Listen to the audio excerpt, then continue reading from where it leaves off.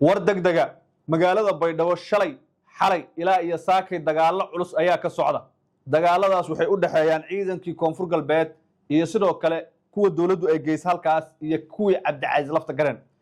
waxaa la qabtay askar maxaabiisa lafta gareen waxaa la leeyahay weerarkan waa lagu jabiyay haddii isagaba aan gacanta lagu soo dhigin oo Nairobi ku sugan xasan sheekhan hadda Nairobi ku sugan yahay sida aad ogtiin oo dalkaas uu kulamo ka wada saaki waxaa la soo warinayaa xaalad dagaal mar kale inay magaaladu ka taagan tahay tira madaafiic ayaa la isku garaacayaa bartamaha magaalada Baydhabo ee gobolka Bay madaxweynaha koonfur galbeed Cabdicasiis lafta gareen wuxuu qaadayaa baa la yiri talaabo madaxweynihii hore koonfur galbeed dabcan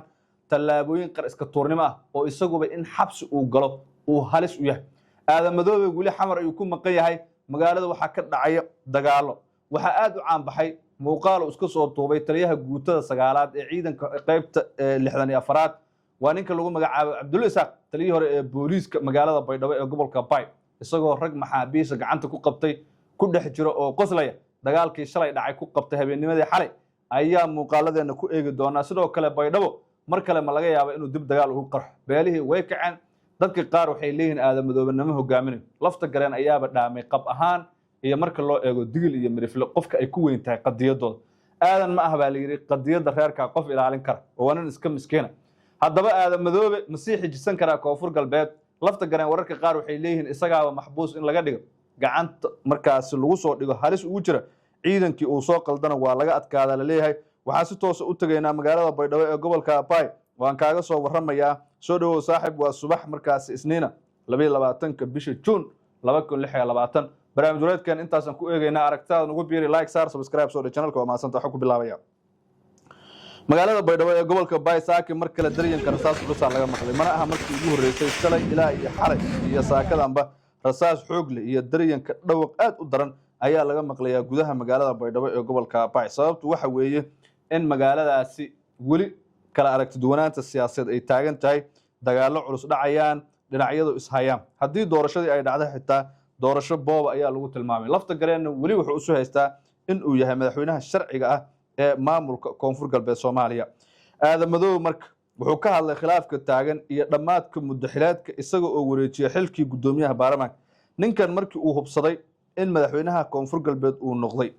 ayaa markaas wuxuu wareejiyay xilkii gudoomiyaha baarlamaanka xamar ayuu warbaahinta kula hadlay si cad ayuu uga hadlay wixii dhacay sidoo kale wuxuu sheegay in hadda iyo wixii ka dambeeyay markaasi uu ka shaqeyn doono nabadeynta iyo dib u dhiska Soomaaliya sababtuna wuxuu ku sheegay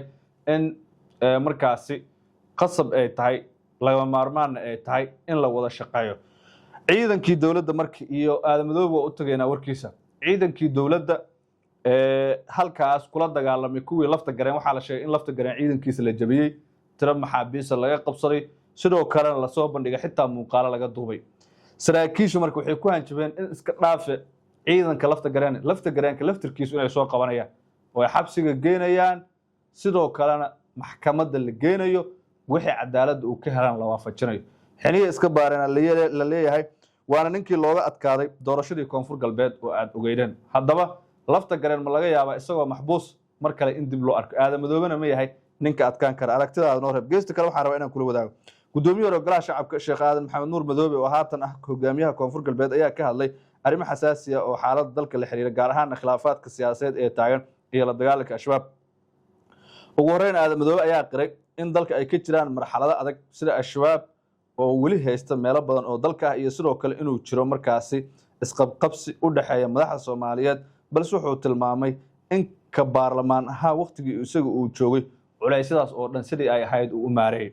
ninkan xasan sheekh aad u qancinay oo ka hor hadlayay oo amaan ugu qabay wuxuu yiri madaxweyne adiga kaas wanaagsan oo Soomaaliya maray ma jiro Soomaaliya soo maray mana soo mari doono mahdiid la mahdiyaad tahay amaan ugu qabay xasan sheekh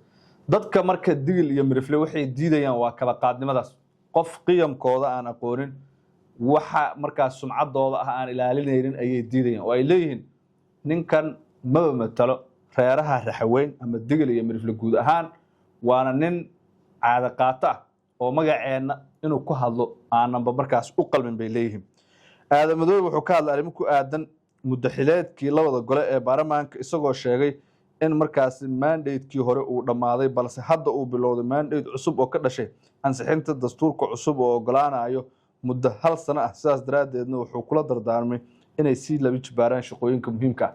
haddii xitaa koonfur galbeed la geeyey weli kaba qaadnimo ku jiraa ninkan oo ma dhaafay waaba shaqo uu u bartaa leeyahay